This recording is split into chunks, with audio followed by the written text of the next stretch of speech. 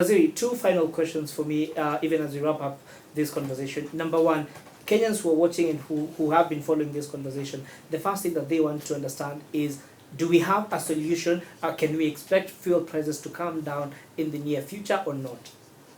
So two things. I would tell you that first, it would also be wrong to raise the expectations of Kenyans to a level that they get disappointed. But I will tell you, and I've just told you we are going to have a meeting. Mm-hmm. Even before the month of April, we had a meeting chaired by none other than the president. Then I chaired the next meeting. That is how we intervened in the month of April.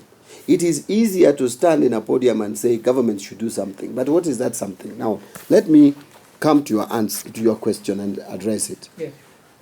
It is, this government is still working on ways to make sure that we don't, that the fuel prices are at least stabilized and even come down. But the best solution to this is a solution must be found to address the supply chain. Yeah. And that can only be either stop the war or at least open the Strait of Hormuz. Yeah. And who has the capacity to do that? America, possibly with Iran. Yeah. Those two countries. It's not the President Ruto. He has no capacity.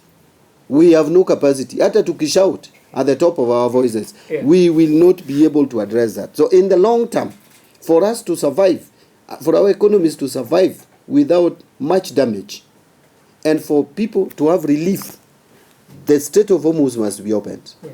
And resumption of supply of petroleum products get regularized. And if this prolongs, what is the alternative?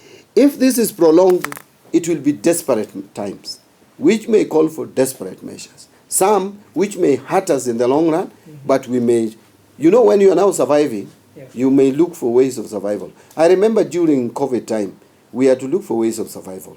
They were not for the long run, they could not help us in the long run, but in the short run, we had to look for measures of survival.